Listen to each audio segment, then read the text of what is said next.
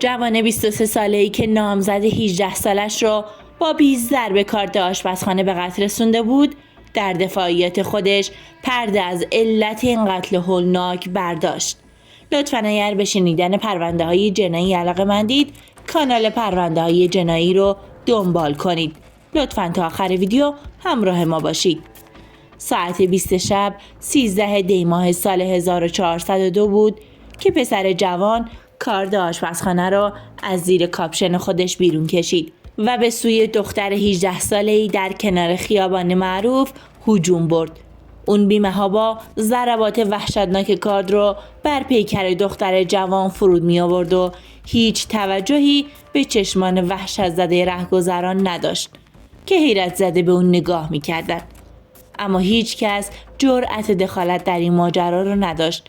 جیغ‌های دلخراش دخترک هم بیفایده بود. لحظاتی بعد فریادهای اون در میان خونهایی که از اون میرفت خاموش شد. طولی نکشید که با فرار مهاجم از صحنه هولناک جنایت، نیروهای انتظامی مراتب را به قاضی ویژه قتل عمد مشهد اطلاع دادند. بدین ترتیب با حضور قاضی در محل جنایت تحقیقات تخصصی در این باره آغاز و مشخص شد که عامل جنایت نامزد مقتول بوده که به خاطر اختلافات خانوادگی قتل هولناکی رو مقابل چشمان مردم رقم زده. در حالی که بررسی‌های کارشناسان مقامات قضایی تا پاسی از شب به طول انجامید، سرنخ‌هایی از مسیر فرار متهم به دست اومد. اما اون از مشهد به سوی تهران فرار کرده بود. به همین دلیل گروه ویژه‌ای از کارشناسان پلیس با نظارت و هدایت سرهنگ احمدی رصدهای اطلاعاتی رو برای دستگیری احمد آغاز کرده بودند و با بهره‌گیری از راهنمایی‌های قاضی موفق شدند تا متهم 23 ساله رو در منطقه ورامین دستگیر کنند و به مشهد انتقال بدن. متهم این پرونده جنایی که در برابر سوالات تخصصی قاضی ویژه قتل عمد قرار گرفته بود، به ارتکاب جنایت اقرار کرد و گفت بعد از اینکه از نامزد قبلیم جدا شدم، با زینب در محل سکونتمون آشنا شدم.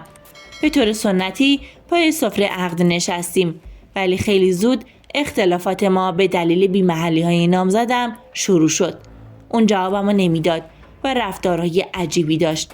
به همین دلیل خشم سراسر وجودم را گرفته بود و زمانی که از کارگاه خیاطی به منزل برمیگشت، اون رو در حاشیه خیابان هدف ضربات کاردی قرار دادم که از آشپزخونه خونمون برداشته بودم. به دنبال اعترافات متهم، وی با دستور قاضی روانه زندان شد تا تحقیقات جنایی در این باره تکمیل بشه. با توجه به اهمیت و حساسیت این ماجرای جنایی که موجی از احساس ناامنی رو در منطقه ای از شهر به وجود آورده بود، باعث شد پیگیری‌های قضایی سرعت بیشتری بگیره. بدین ترتیب بود که احمد برای بیان آخرین دفاعی خودش مقابل میز عدالت قرار گرفت. اون به قاضی گفت وقتی از نامزد اولم جدا شدم، با زینب ازدواج کردم، ولی دامنه اختلافات ما به ماجرای شیربها رسید که من باید مبلغ 30 میلیون تومان رو شیربها به خانواده نوعروس میدادم. اما خیلی زود رفتارهای همسرم تغییر کرد. من اون رو میدیدم که سوار بر تاکسی اینترنتی میشه. با وجود این سوء ظن کاری از دستم بر نمی اومد و هیچ مدرک مستندی هم برای ادعام نداشتم. ولی اختلافاتمون زمانی شدت گرفت که نامزدم شماره تلفن من رو در فهرست سیاه گذاشت و پدرش هم تهدید کرد که دخترش رو طلاق بدم. به همین دلیل خشمی همه وجودم رو گرفت، چرا که اون 25 روز بود به من بی‌محلی میکرد و پاسخم رو نمیداد. این بود که کارد آشپزخانه رو برداشتم و به اون حمله کردم.